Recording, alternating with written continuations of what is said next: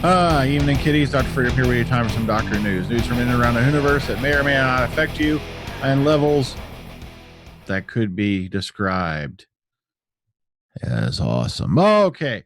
But a lot of weirdness going on, a lot of weird stuff. We're approaching the end of Series 9. That's hard to believe, given that it just seems like yesterday we were waiting, it was like all the way back around January last year. We were sitting there waiting.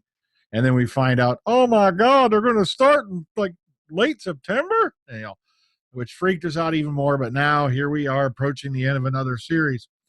Hard to believe that it's a possibility that Clara will be leaving in Face the Raven.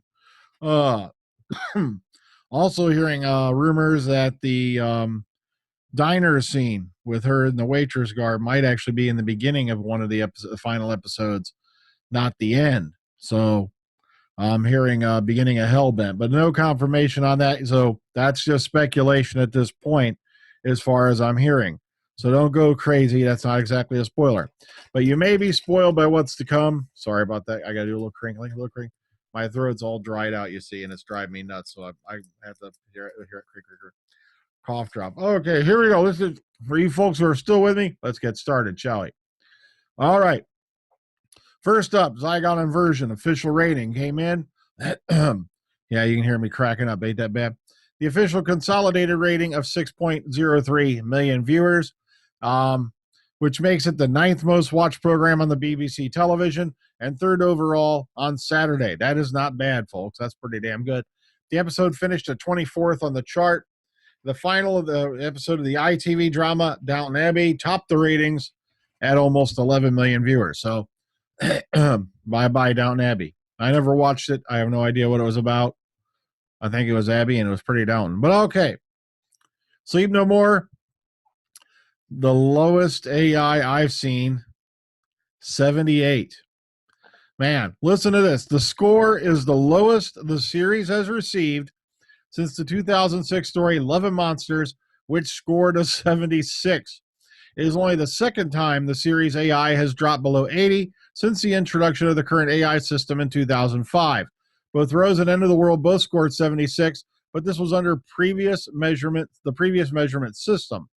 Now, the low score could likely be the result of the unusual nature of the story, filmed as a series of hidden camera recordings and very different to the usual style of the Doctor Who episode. So that's kind of bad.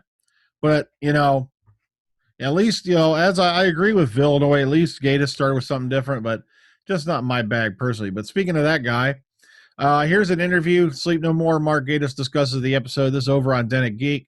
Mark Gatiss had just finished the first draft of his new Sherlock episode when he settled down with a bunch of assembled interrogators, ourselves included, to talk about his new Doctor Who episode, Sleep No More, and here are the highlights of that particular chat. And this does go on for a bit, but if you're interested, in Gatiss and what he does and how he does it, it's a nice little read. So you may want to go check this out. Also on Tennant Geek, if you haven't seen any of these yet, these are the trailers and whatnot for Face the Raven. And they have an update on this as well. The episode Face the Raven, sorry about that, I slipped to the tongue there. Then Face the Raven sees both Jovian Wade's Rigsy and Maisie Williams' Schilder return to the show. Also, if you watch the trailers carefully, you see Ood, Cyberman, Jadoon, whatnot. Okay, the Doctor and Clara with their old friend Rigsy find themselves in a magical alien world hidden on a street in the heart of London.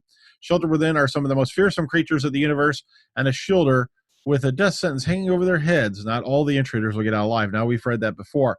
We were talking about that tonight, and it's like, my gosh, I didn't know Diagon Alley existed in Doctor Who, but no.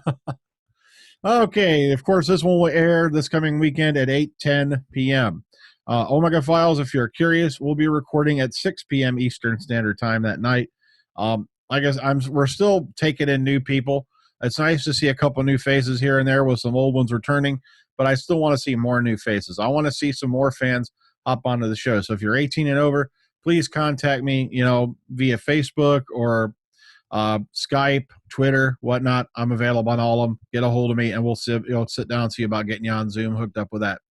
All right, moving on.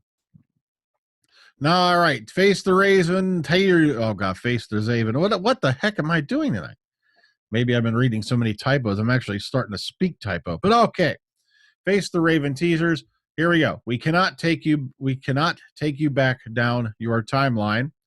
It very nearly ate you for dinner. Don't bring the new human. I'll just get distracted.